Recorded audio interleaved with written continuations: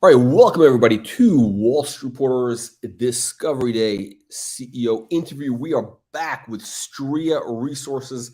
SRCAF is a symbol, SRA in Canada. And as everybody knows, we are in the early stages of a major bull market in lithium and the battery metals, which are powering the EV revolution. And of course, we need a lithium for those batteries. And that brings us to Stria.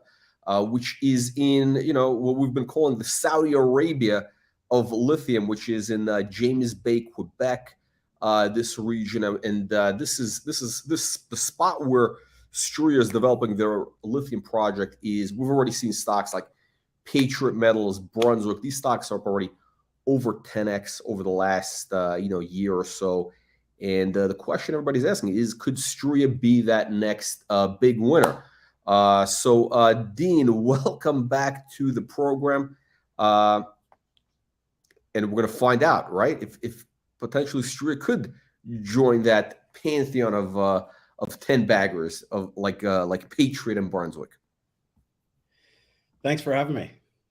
Yeah. So Dean, you have some incredible news today.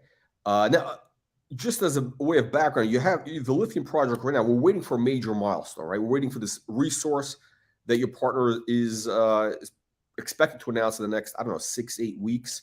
But in the meanwhile, you're not really sitting by idly, right? You've been really aggressively expanding your position in this kind of, again, the Saudi Arabia of lithium. You've essentially doubled your position with this with today's announcement, no?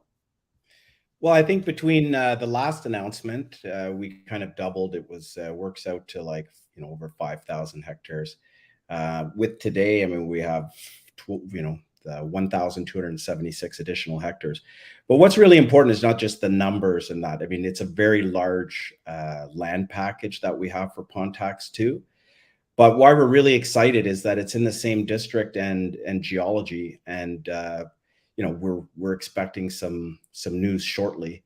We're excited to share with everybody, and it's a benefit because Pontax, like you said, Pontax Central was a project that we did with Cygnus. Cygnus has been excellent with drilling that project. They've been an excellent partner, and they have a resource estimate that they said will be out in the next month and a half. So that's kind of that ship is sailing nicely, and we're very fortunate to pick up the project Pontax 2. And as I said, I mean, we want to get into that project. I mean, everybody's looking for where is the real high grade source. I mean, we found it at Pontax Central. It's a very good location. It's similar to the other ones in the district. But we have Brunswick. We're surrounded by good neighbors. Like, we couldn't have any better quality companies to explore, right? Yeah, I have. So on the screen, I have the map of the area, which shows your project. So can you kind of walk us through it? So we have at the top, we have Pontax Central, which is at the top right? That's your initial project, which is being where we have drilling going on right now with Cygnus. Your partner is doing this massive exploration project. We're waiting for a resource, and you've basically doubled your position, right? So you've added Pontax 2, and now this where we have the VCT option, which is on the left side of the screen, right? Yeah, so the VCT option is one that we picked up. It was important to pick up because we know that the glacier till goes, on a southwest kind of slope. So we wanted to make sure that we were able to pick up any land, on that kind of section, just in case it, something would be on adjacent land. So we're fortunate to be able to do a deal there. And the Pontax 2 project, we're really excited about. As I said, you have Brunswick in blue, the big company. They've done extremely well. You have Lyft as well in the beige, and of course Patriot, the star of the show so far. And then you have Cygnus as well that picked up land there. So we're really excited about what we see here and to get in the project. And Jack, as you know, our company is very focused in the sense of, we're very good at getting projects. We're very good at, moving them forward, doing very,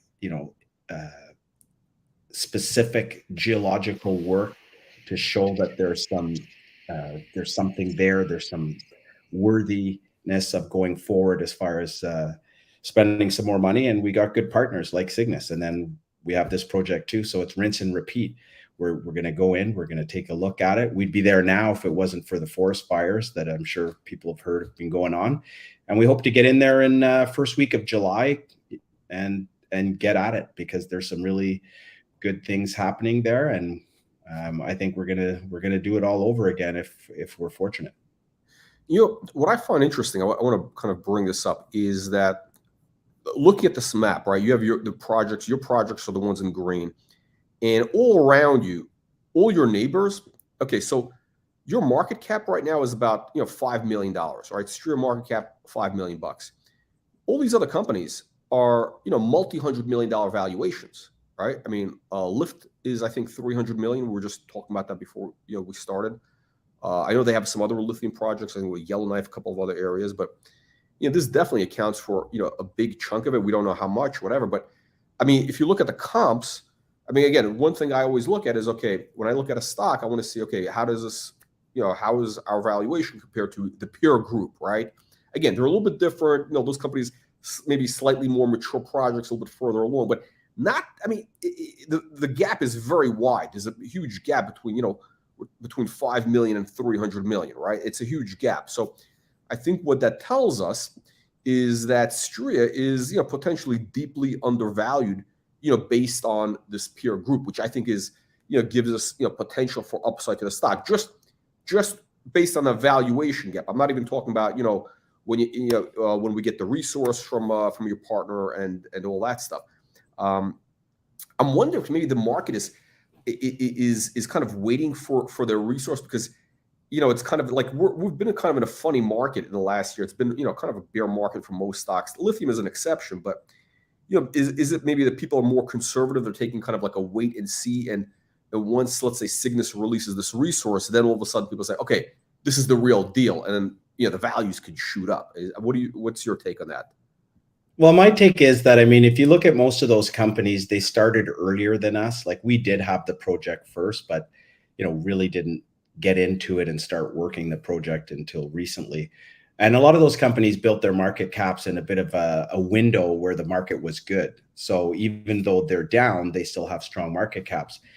For us, I think we kind of built ours during a time where, like you said, the last year, 2 years, where the market's really, really tight.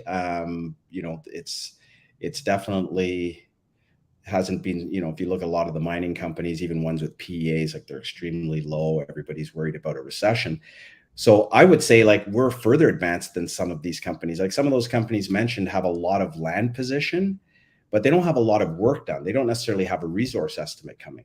So we're one of these unique companies. And I mean, I say this, of course, and I don't mean this to be biased, but you've got a company that's kind of flying under the radar that's going to have a resource estimate coming out with their partner, and another project that has a market cap that is so low, with only 25 million shares out and a couple $1 million in the bank. It doesn't make sense, but I mean, I think you're almost trading at cash. I mean, you're almost trading at cash value, right? I mean, it's something, because the valuation today is 5 million.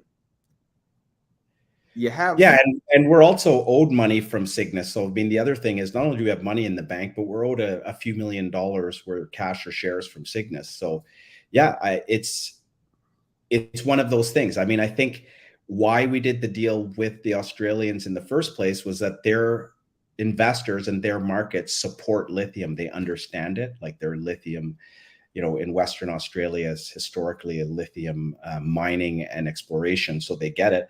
And they were able to do the things we need. But what's going to happen here is, I think that anybody who kind of gets into, the lithium space, here are some other critical minerals that are so undervalued in Canada that they have the biggest opportunity to make the most money. I mean, people like to buy high and sell low. Yeah, right? Everybody likes to run after. Right. But now's the time, really, if you ask me, and I'm not promoting just our stock. I'm just saying, if you look at our company and you look at companies similar to us, and you look at the comparables, to your point, if you look at the comparables that you're going to have an actual resource estimate come out, you have another project to work on, you have money coming in. I mean, at these prices, there's very little to lose. I mean, there's a lot of upside potential here. Yeah, again, one thing I always like to look at with a stock is, okay, first of all, okay, the upside, okay, but what's the downside? Because I like things which are, okay, you're basically getting it for free, right? So let's kind of analyze, Stria. We'll look just at as a value investor. We're like, how would Warren Buffett analyze it? So how much cash? I mean, ballpark, liquid, how much? Like, let's say we have about $2 million, and we're expecting, because Stria has spent the $4 million on their exploration, so we'll be getting another $2 million worth of stock or shares from them. Okay. So basically, like, if $4 million, so 2 projects in the hottest region worth $1 million and one with a resource estimate. So there's your math. So basically, you're getting, in other words, like, essentially, this is almost like it's almost free, because again, you got, let's call it $4 million. The valuation of the stock is $5 million today. And again, I mean, the intrinsic value, right? The value of the projects could be, again, we don't want to throw out crazy numbers, whatever it is, but we already see that your neighbors are trading at, multi-$100 million valuations. Again, a little bit different, they're further along, but it's the gap is too wide. I mean, it's definitely, Stria should be worth significantly more than $5 million. Again, based on the comps. It's not me saying, it's just the reality. If you kind of, compare apples to apples. Now some people say, well, it's not the Gala apples, it's the whatever, there's like different breeds of apples, whatever. So this is, but they're still apples. I mean, we have is old delicious apples. Yeah, there's like a million different varieties. So essentially you are making an apples to apples comparison, slightly different apple, but okay. All right, let's, we have a lot of new people watching, and I think, what's interesting about the battery metal space is I believe there's going to be, traditionally mining stocks have always attracted, mining investors, which is a niche market, right? I think the battery metal is going to start attracting the EV stock investors, right? So more of a tech-oriented investor is going to be coming into these stocks. I mean, like, we already have, Elon Musk talking about the battery metals, talking about lithium, everything, nickel, all that stuff. They're it's like the sector is getting massive free publicity from, probably one of the, I don't know if there's anybody who has a bigger social media or following than this guy, Elon Musk, right? And he's talking about this constantly. So I think there's going to be a lot of money coming into the space, into the mining space. So can you explain, again, for anybody that's new to mining, exactly what is a resource? We've been talking about a resource estimate. What is this, and how does this impact the value of a mining stock? Well, I mean, a resource estimate kind of is a combination of all the drilling that was done to show that there's something actually there as far as a deposit. So, I mean, generally that kind of puts you a little bit apart from, say, just exploration that haven't created anything, but show some promise and merit. Kind of like where we are with Pontax too, right? We're just kind of more at the beginning stage, and then continue from there. But that resource estimate, I mean, what you're finding right now in a bearish market, if you look at market caps, you're seeing for, the idea is if you hit that 10 million metric ton mark, you're looking at about $100 million market cap. So that's kind of where it's sitting. Obviously that'll change in a good market.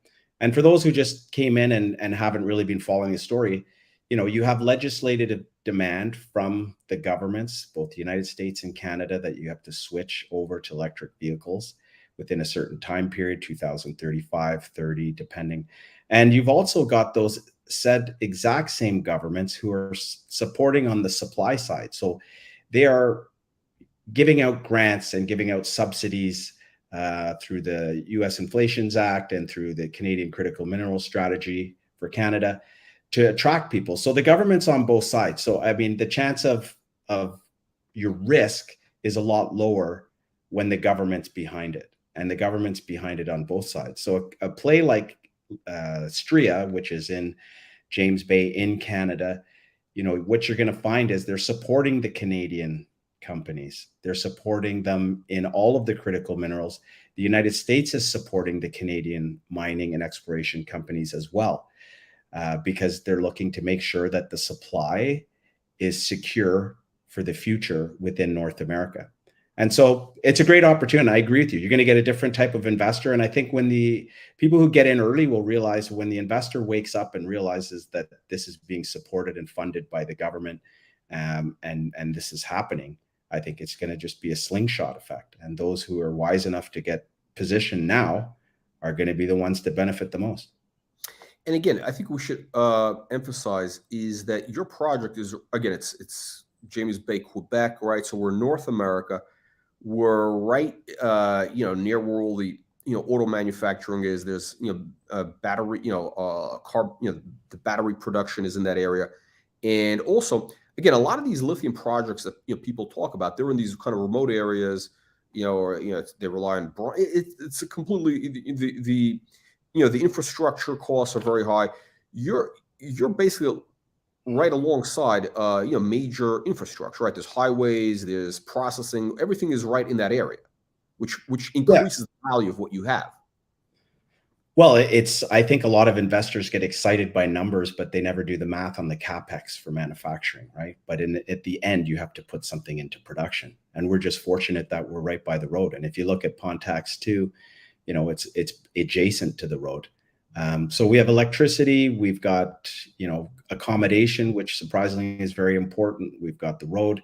And then the Quebec government has been spending billions of dollars and will continue to spend billions of dollars on the road and accessibility and ports and everything in that region. So the infrastructure from the government is there on the local, provincial level. And of course, you have the battery park in Bécancour, Quebec, which, all the big boys are there for the battery, BASF, you've got GM, you've got everybody there and the processing there. So, it's the right region, it's the right place, and we're excited. We just got to continue doing our job. So far, so good. I mean, I think the only thing we could do better is probably promote it, because if you look at our actual factual work that's being completed and what we've been able to do in this market with a tight share structure, I think we've done an excellent job, and I'm excited for people to watch out for the news coming this week. So we're in a good place, and hopefully things just keep rolling along. And I think when the North American investor wakes up, the Australian investors already made billions. I mean, right. I heard some of the guys are retired. They have family offices. I was just listening to one of the guys in Australia because they jumped on it. The North Americans have we've been behind as an investment, the investment individuals or companies. And so, I think it's whoever jumps in it early is going to, reap the rewards. Yeah. Now, getting back to the resource estimate, again, just to clarify for people who are new, right? So the resource estimate, right? It's based on the assays, right? So this is all like, it's almost like, I don't want to use a comparison, but it's like audited financials. It's not like you're making this stuff up. It's based on assays. It's all, it's all an independent lab comes up. It's kind of a regulated process, right? So it's like, when they give you these numbers, this is what it is. Yeah. So in Canada, I mean, we have the 43-101, which people have probably heard, guidelines, how to do a resource estimate, how to, disseminate information for the drill holes, what have you. For Australians, and which Cygnus will be under that, they have something called York, and it's the same thing, but the Australian version. So, there's minimum widths that you have to drill in between in order to have an estimate. But yeah, absolutely. I mean, you're under highly regulated first world countries. So right. So this is So basically this resource estimate, which we're expecting in 6 to 8 weeks. Now, obviously you can't really say, hey, this is what it's going to be, but you've kind of highlighted that if we get something that says, okay, we got potentially 10,000 metric tons, right? Like you've 10 million. Okay, 10 million metric tons. 10 million metric tons. So 10 million metric tons we're seeing market caps of 100 million plus. What would you say are the odds that this resource estimate is going to show that you have somewhere in that range?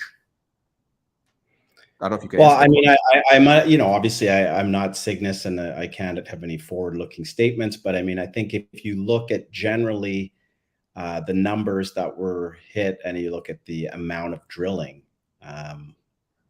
you've got a good 15,000 meters of drilling, close to 15,000 meters of drilling that were there. So based on those grades, I mean, I think, you know, whether they're there or close to there, I mean, I'm pretty confident just they'll keep drilling, you know. Okay.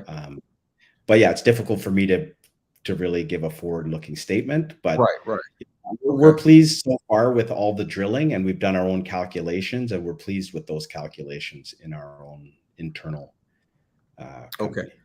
And you know, and it's not that you're just pleased with it. There was also, you know, the insiders have been buying the stock, right? We've seen the announcements. You guys have been, you know, buying shares in the market. So this is, it's not like you're just, you know, talking about it. Well, like I said before, I mean, the math is there. We're grossly undervalued. If anybody looks at this stock and sees $4 million basically of cash and a resource estimate, whether we're 50 or 30% in the future of that, based on the numbers, plus a new project in a highly prospective area, I mean, you don't have to be a genius to be buying, right? I mean, and just to clarify, because you know, Cygnus is your partner. So let's say you do have this 10 million metric tons. In theory, it's worth 100 million, but you have, what is, I think it's, you're going to have 49%, or is it, what's the number exactly? The part of the partner, you're going to have 49%. Right now, once they finish, they would end up earning 51% when they give us 2 million. So we'd have 49, and they can get to 70 by paying some more money, et cetera, et cetera. So, I mean, even if we're at 30%, I mean, you can, again, do the math, but we're really excited. I mean, Cygnus is good. And, you know, we're very confident in what they've done. I mean, like I told you before, the guys behind this are very serious players, have done an excellent job, have led, you know, billion-dollar companies from inception, their CEO, you know, the founder, the same thing. So like we're definitely, you know, sitting in good company. And yeah, I think we'll just continue. And I think there's, you know, for people to watch out for the news that is going to come out in the future and kind of see the past of how we're doing things. Like, we're a company that actually gets things done. We're not going to go, you know, grab a bunch of projects and hype them up. Like, as the first one was a good project and you'll get a resource. Then we have a second project. Our goal will be to do the same. We're not going to go out and buy 4 or 5 projects and pump them all and tell you how we can do them all. We're a certain size company. We have to follow with the funds that we have and be very, you know, strategic and responsible with our shareholders' money. Yeah, exactly. So, but here's the thing. Again, you have this resource that we're waiting for, right? So, again, let's you know, kind of say, okay, potentially it could be worth 100 million if you have this, you know, 10 million metric tons. Again, your part of it would be, let's call it 49 or a bit less. The value of the stock today is 5 million. So there's a big gap. There's you know, now we're not, you know, maybe it's going to be less than 10 million metric tons. Maybe it'll be, I don't know, 6 million, whatever the number is. But you know, there's a good probability that this resource estimate is going to show that the value of Stria is significantly more, a multiple of what it is today. Potential. Again, we're not saying it's, but that's the potential. And again, people have to kind of, you know, do their own, you know, risk reward analysis based on a curve. And here's the matrix of possibilities, and here's where we could end up, right? So it could be 50 million, it could be 10 million, it could be 2 million, whatever the number is. But again, the stock today, you're basically getting the whole thing for $1 million, because there's, you said 2 million cash, there's 2 million receivables. So you're basically getting the whole thing. Like Warren Buffett, I mean, he looks at how much am I paying for the whole business. You're buying the whole thing for $1 million. Potentially it could be worth, you know, 30 million, 40 million, whatever, potentially. We're not saying, but, you know, we're going to find out. Again, it's mining. So, you know, this is, well, it's not worth $1 million for the land pack we have and the work that's done. I mean, you can also work it backwards. They're giving us 3 million, right? And they spent 4. So they're 7. Yeah. Right? They've actually spent $4 million on the project. They gave us 3. So privately, the companies in the know, the mining companies know it's worth more. The only person who's not sitting at the table is like I said, the North American investor. Right. The companies know, the government knows. So we're just in that market right now. But as soon as I think it snaps out, you're going to watch. And I think we should also emphasize is that, again, your partners in this deal, they've spent $4 million so far drilling. These are savvy, experienced guys. They know, they know lithium. They know this type of geology. They've had major wins before. Again, $4 million. I know it doesn't sound like a lot in the scheme of, you have all these billion-dollar, tech companies. In the mining business, that's a significant amount of capital to put in, right? You're not going to put that money in unless you.